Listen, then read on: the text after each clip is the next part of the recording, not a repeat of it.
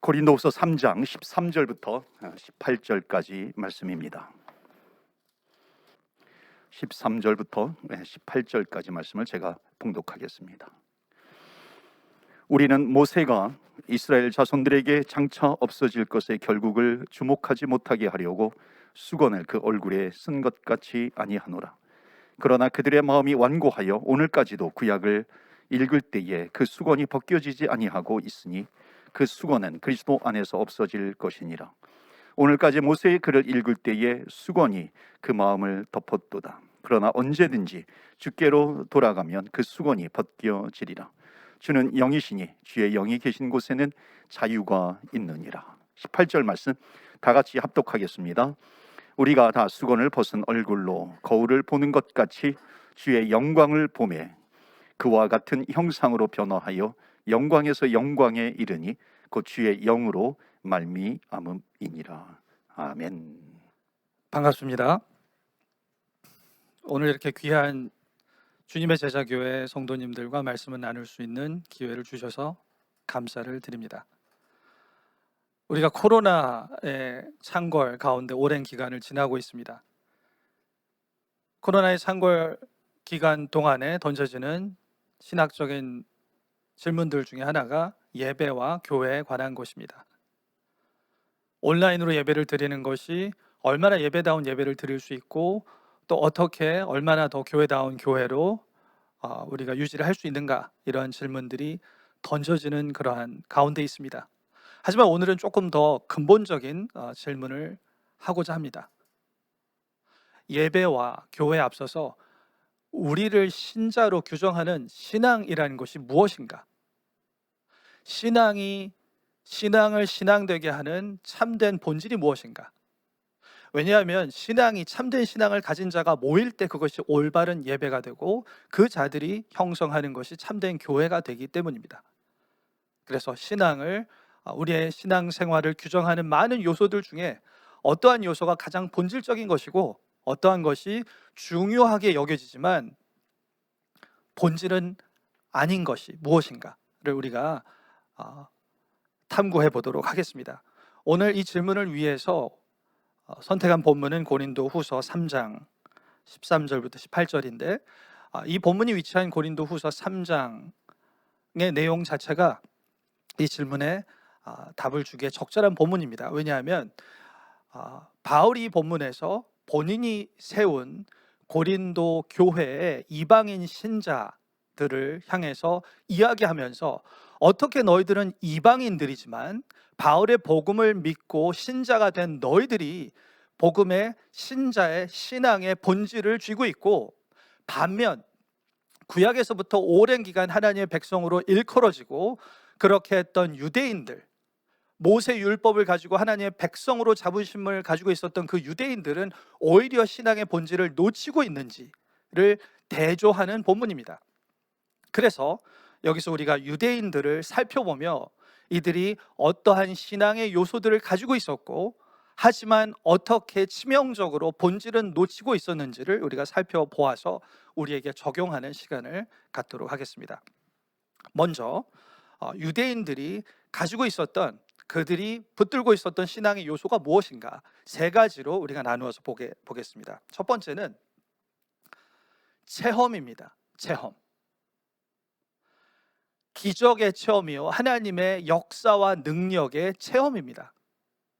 이스라엘 백성은 아마 현대의 어떠한 사람들보다, 역사 속의 어떠한 자들보다 하나님의 능력과 하나님의 통치하시는 권능을 이스라엘 백성만큼 많이 겪고 체험한 자들은 없을 것입니다. 특히 이스라엘 백성이 이스라엘 국가로 정착이 되고 세워지는 데 있어서 중요한 사건이 출애굽 사건이었습니다. 출애굽 사건이야말로 이스라엘은 작은 국가입니다. 그 당시 초강대국이었던 애굽에서 종살이를 하고 있었던 아주 하찮은 그러한 나라였지만 하나님께서, 이스라엘의 하나님은 창조주 하나님이시고, 그래서 이 세상에 있는 어떠한 강대국보다, 그러한 강대국들이 섬기는 그런 우상보다 더 강력하시고 더 강하시고 더 주권적인 그런 분이시다라는 사실을 보여주기 위해서 모세를 보내셔서 애굽 땅에 열 재앙을 내리십니다. 열 재앙 하나하나를 살펴보지는 못하지만 공통점은 이 열 재앙 모두가 다 그 당시 강대국이었던 애굽과 애굽이 숭상하는 그 신들을 심판하는 그런 종류의 재앙이었습니다. 그래서 이스라엘의 하나님만이 진정한 창조주이시고 이 세상을 관리하시고 통치하시는 그런 분이며, 그 하나님의 뜻에 합당하지 않고 우상 숭배하는 자들을 심판하시는 그런 하나님이다 라는 것을 이 전 우주에 보여주는 사건이 열재앙 사건이었습니다. 그래서 그 열재앙 사건을 이스라엘은 직접 체험한 자들입니다. 그냥 제3자로서 체험한 것이 아니라 우리를 구하시는 창조주 하나님, 아브라함의 하나님이 우리를 구하시기 위해서 애굽에게 이러한 재앙을 내리시는구나, 우리를 구조하시는 하나님의 능력을 발휘하는 그런 체험을 겪은 것입니다. 열 재앙뿐만 아니라 열 재앙을 통해서 이스라엘이 출애굽을 떠나서 홍해 앞에 다다랐을 때, 그때 홍해를 가른 사건, 그 사건도 창조주 하나님만이 일으키실 수 있는 사건입니다. 강한 동풍이 와서 홍해를 좌우로 세우시는, 하나님의 바람으로 세우시는 사건은 창조 때 창세기 1장에서 창조주의 하나님을 나타내는 그런 사건이었습니다. 그래서 이스라엘 백성에게는 창조주 하나님이 너희를 구하시는 바로 출애굽 하나님이다 라는 그러한 메시지가 전달되는 사건이 홍해를 건너는 사건이었습니다. 홍해를 건너는 사건뿐만 아니라 광야에 가서도 하나님께서는 초자연적인 그러한 능력을 베푸셔서 이스라엘 백성을 먹이시고 입히셨습니다. 목마를 때 반석에서 물이 나오게 하셨고, 배고플 때 매일마다 하늘로부터 만나를 제공해 주셨습니다. 그뿐이 아니죠. 구름 기둥과 불 기둥으로 이스라엘 백성을 광야 가운데 인도하여 주셨고, 광야 생활 40년 동안 옷과 신이 헤어지지 않게 하셨다라고 신명기에서 기록이 되어 있습니다. 그러니 이스라엘 백성은 참으로 하나님의 기적적인 권능한 인도하심을 겪은 백성입니다. 직접적으로 만약에 이러한 하나님의 놀라우신 역사하심의 체험, 이러한 체험이 신앙의 본질이다라고 우리가 규정 짓는다면 이스라엘은 확실하게 신앙의 본질을 가지고 있는 자였습니다. 그만큼 체험을 확실하게 한 자들이었습니다. 이것이 첫 번째 요소입니다. 이스라엘 백성이 가졌던 신앙의 첫 번째 요소죠. 두 번째 요소입니다. 두 번째 요소는 체험에 더해서 신학을 가지고 있었습니다. 체험은 그냥 일련의 사건으로 남을 수 있습니다. 중요한 것은 이 체험을 어떻게 해석하는 것이냐, 이 체험이, 이러한 기적적인 일들이 어떠한 원리로 왜 일어나는 것이냐라는 올바른 인식이 필요한데, 이것이 해석의 관점을 제공해주는 올바른 신학입니다. 이스라엘 백성은 완전히 정통한 신학을 가지고 있었습니다. 왜냐하면 모세오경이야말로 이 모든 그들의 체험을 올바로 해석하게 해주는, 그냥 애굽의 자연재해와 같이 그러한 일련의 사건들이 일어난 것이 아니라, 이 하나님은 아브라함과 언약하셔서 너희들을 아브라함의 자손을 하나님의 백성으로 만드시겠다라고 언약하신 하나님의 신실하심의 표현으로 출애굽하신 사건이고, 아브라함과 언약을 맺으신 이 하나님은 이 세상을 무로부터 유로 창조하신 창조주의 하나님이다. 창조주의 하나님이 아브라함과 언약을 맺으시고 언약의 성취로 이스라엘 백성을 출애굽시키셨다 라는 이 모든 해석적인 틀, 이러한 하나님에 대한 인식, 이 모든 것을 제공해 주는 게 모세 언약이고 모세 오경이었습니다. 이러한 틀을 가지고 있었기 때문에 이들은 체험을 마음대로 해석하지 않았고, 그래서 이것이 창조주 하나님, 아브라함의 하나님이 우리를 구해내신 그러한 분이구나 라고 올바로 이해할 수 있는 해석적 관점과 신학적인 틀을 가진 자들이 이스라엘 백성이었습니다. 그러니 올바른 신학, 올바른 신학적 지식, 이것을 가지고 있는 것이 신앙의 본질이다라고 규정한다면 이스라엘은 신학적인 신앙의 본질을 가진 자들이라고 볼 수 있습니다. 신학적 지식이 다가 아닙니다. 세 번째 요소입니다. 이스라엘은 체험도 있었고 신학적인 지식도 있었고 마지막 세 번째로 하나님의 적법한 방식으로 합법적으로 하나님의 백성의 소속이 되었습니다. 이러한 출애굽은 하나님이 아무 백성에게나 이것을 일으킨 것이 아닙니다. 출애굽을 이스라엘 백성을 위해서 출애굽 사건을 일으키신 이유는 이스라엘 백성이 바로 아브라함의 자손이기 때문입니다. 그리고 아브라함의 자손이라고 자동적으로 하나님의 백성이 되는 것이 아니라 자동적으로 아브라함 언약의 하나님과 아브라함 언약 백성이 되는 것이 아니라 할례를 받아야 했습니다. 할례. 아브라함의 혈통으로 나서 8일 만에 할례를 받은 자가 비로소 하나님의 백성으로 규정이 되고, 그래서 하나님은 그 백성을 위하여 그 백성을 자신의 아들로 여기시고 애굽의 압제 가운데 그렇게 붙들려 있는 자신의 아들을 구하시고자 출애굽을 일으키신 것이죠. 그래서 이스라엘 백성은 아브라함의 자손으로서 할례받은 백성으로서 하나님의 이 모든 체험과 하나님의 역사의 적법한 대상으로 정체성이 확립된 자들이었습니다. 하나님의 백성으로서의 적법한 대상이 된 것입니다.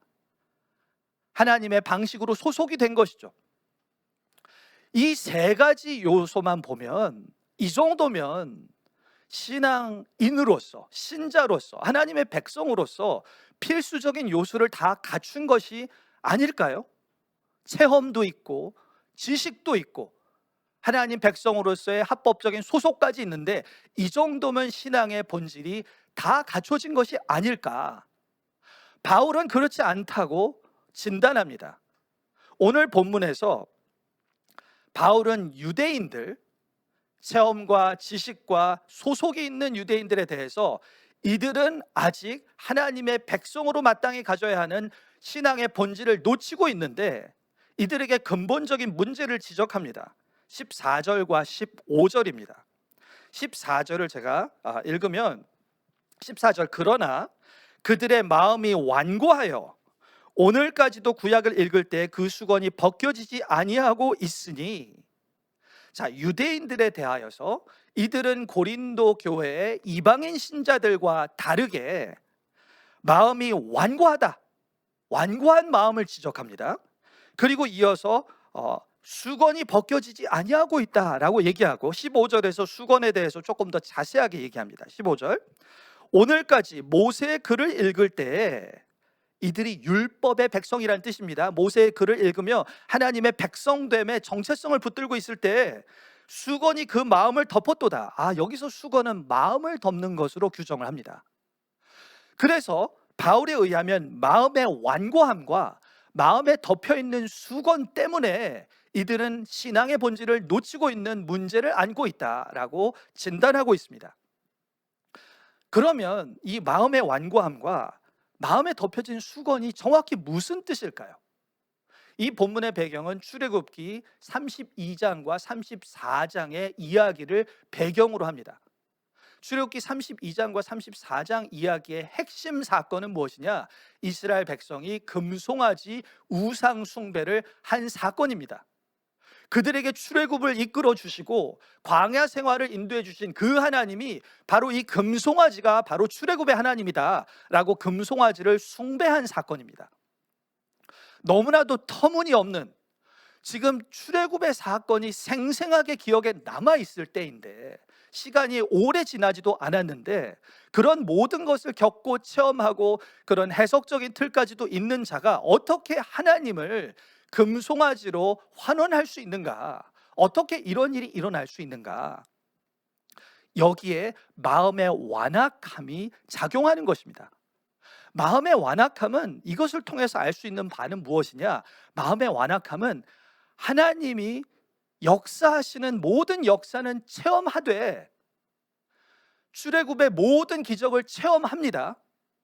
하지만 그 사건만을 체험하고 그 사건을 통해서 얻은 유익 때문에 기뻐하지만 그 사건을 일으키신 그 사건의 기적의 이면에 계신 그 하나님이란 그 분에 대한 인격적인 인식은 부족한 것입니다. 그 하나님이, 한 분 하나님이, 언약의 신실하신 하나님이 이스라엘 백성에 대한 신실하신 사랑과 헌신을 가지고 이들을 구하시기 위해서 본인의 성품을 발휘하셔서, 성품으로 능력을 발휘하셔서 출애굽을 이끄신 하나님이다. 그렇기 때문에 이 하나님이 지금 광야 생활 가운데 목마를 때, 배고플 때 그 상황을 그냥 좌시하지 않는다. 이 하나님은 우리를 돌보시는 분이다. 그런 인격적인 인식이 있으면 이스라엘 백성이 광야 가운데서 목마르고 배고프고 하더라도 하나님을 계속 신뢰하고 하나님을 붙들 수 있을 텐데, 이들은 마음이 완고해서 하나님의 인격과 능력에 대한 그러한 인식은 부족해서 목마르고 배고플 때마다 불평했습니다. 하나님은 우리를 이 가운데서 배고픔과 목마름을 해결할 수 없는 분이야. 우리는 이러다 죽을 것이야. 하나님의 능력에 대해서 불신하였고, 그 다음에 하나님은 왜 우리를 애굽에서 잘 살고 있는데 왜 광야에서 이렇게 비참하게 죽게 하시는가? 하나님의 성품에 대한 불신이었습니다. 이러한 증상을 이스라엘 백성이 보였다는 것 자체가 하나님의 백성으로 모든 것을 체험했지만 하나님에 대한 인격적인 인식은 부족했구나, 그것을 인식하지 못하게 하는 것이 마음의 완악함과 완고함이구나 라는 것을 드러내 보여주는 사건입니다. 그래서 금송아지 우상 숭배 때 그렇게 하나님을 터무니없이 금송아지로 환원하는 그러한 죄를 저지른 것이었습니다. 이렇게 마음의 완고함의 금송아지 사건의 결과로 상황은 더 악화됩니다. 하나님이 금송아지 우상 사건을 통해서 이스라엘 백성을 처벌해서 멸절하시고자 하지만 모세의 중보 기도를 통해서 하나님이 이스라엘과의 언약 백성의 관계를 유지하시기로 결정을 하십니다. 그런데 이 결정하시는 언약 체결에 있어서, 언약의 갱신에 있어서 이제는 금송아지 사건 이후에는 모세를 중심으로 해서 하나님이 이스라엘 백성과 관계를 맺으십니다. 그 얘기는 모세만 하나님과 회막에서 하나님과 얼굴과 얼굴을 대면하여서 하나님의 영광을 목도하고 영광을 누릴 수 있는 자가 되어서, 그래서 하나님의 영광을 본 모세는 모세의 얼굴에 하나님의 영광이 반사돼서 비칠 수 있는 그런 자가 됩니다. 그래서 모세는 그 하나님의 영광을 아는 자이기 때문에 광야에서 먹을 거 입을 거 광야에 정착하고자 하는 그런 마인드로 살지 않고, 하나님이 우리와 함께 하셔야 합니다. 하나님이 우리와 함께 하셔서 가나안 땅에 들어가야 이 백성이 의미가 있지, 하나님이 우리와 함께 하시지 않으면 안 됩니다 라는 하나님 중심적인 하나님의 능력과 성품을 붙드는 그런 자가 되었습니다. 그런데 모세는 하나님의 영광을 누렸지만, 이렇게 모세가 하나님의 영광을 누리고 얼굴에 하나님의 영광을 머금고 이스라엘 백성에게 돌아갔을 때 이스라엘 백성은 어떻게 반응합니까? 똑같이 하나님의 영광을 누리지 못하고 이스라엘 백성은 수건으로 가려주십시오, 하나님의 영광이 괴롭고 두려우니 수건으로 가려달라라고 부탁을 합니다. 그래서 모세가 자기 얼굴에 수건을 덮는 것입니다. 결국 모세만 하나님의 영광을 체험하고 누리고 이스라엘 백성은 하나님의 백성으로 일컬음은 받지만 모세 언약이 갱신되어서 언약 백성으로 정체성은 확립되지만 정작 하나님의 영광과 하나님의 성품과 하나님의 인격을 누리지는 못하는 자가 되는 것입니다. 그런 백성으로 이스라엘 백성이 역사를 지내온 것입니다. 본인들은 나는 하나님의 백성이야, 율법이 있잖아, 하나님께 속한 자야, 열심히 율법을 지키면서 나는 참된 신앙을 가지고 있어, 하나님을 정말로 제대로 알아 라고 그렇게 스스로 생각하고 있었지만 그것이 아니라는 것이 드러나는 사건이 예수님이 오셨을 때입니다. 예수님은 하나님께서 성육신하셔서 육신을 입고 이스라엘 백성 가운데 메시아로 오셨습니다. 그러면 참된 신앙을 가지고 있었으면 그들이 섬겼던 출애굽의 하나님, 율법을 주신 하나님이 그들 가운데 나타나셨으면 그 예수님을 알아보고 섬겼을 텐데, 이스라엘 백성은 예수님을 거부하고 십자가에 못 박는 그런 죄를 저질렀습니다. 그것을 통해서 그들의 지금까지의 신앙은 하나님의 백성으로 규정은 되었지만 정작 하나님을 알지는 못하는 자였던, 하나님을 어떠한 분이신지 인식하지 못했던 자였다 라는 것이 드러난 사건이 예수님의 사건입니다.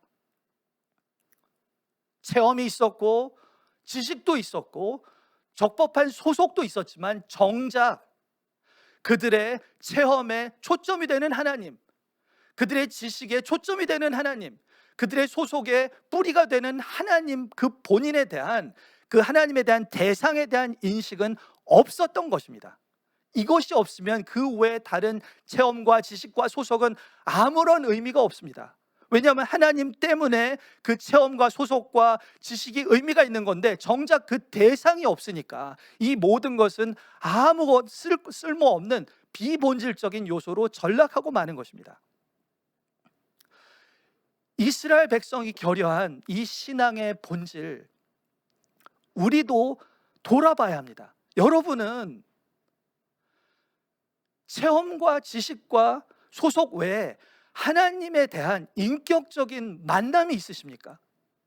하나님에 대한 직접적인, 정말로 이분이 영광스러우신 분이다 라는 그러한 체험이 있으십니까? 아니면 그냥 삶 속에서 하나님의 기적적인 인도하심에 대한 체험이 있지만 체험 자체만 집중하여서 이런 일들이 일어나서 그것을 자랑하고 있지는 않으십니까? 아니면 그런 체험을 주신 하나님 때문에 내가 너무 특별한 존재야 라는 체험을 통해서 나의 존재를 부각시키고 계시지는 않습니까? 아니면 지식이 많아요, 교리를 많이 알고 성경 공부를 오래 했는데 정작 많은 지식이 늘어갈수록 하나님에 대한 더 애틋한 마음과 하나님에 대한 더 충성되고자 하는 마음의 간절한 마음의 중심이 더 깊어지기는커녕 머리만 커지고 있지는 않습니까?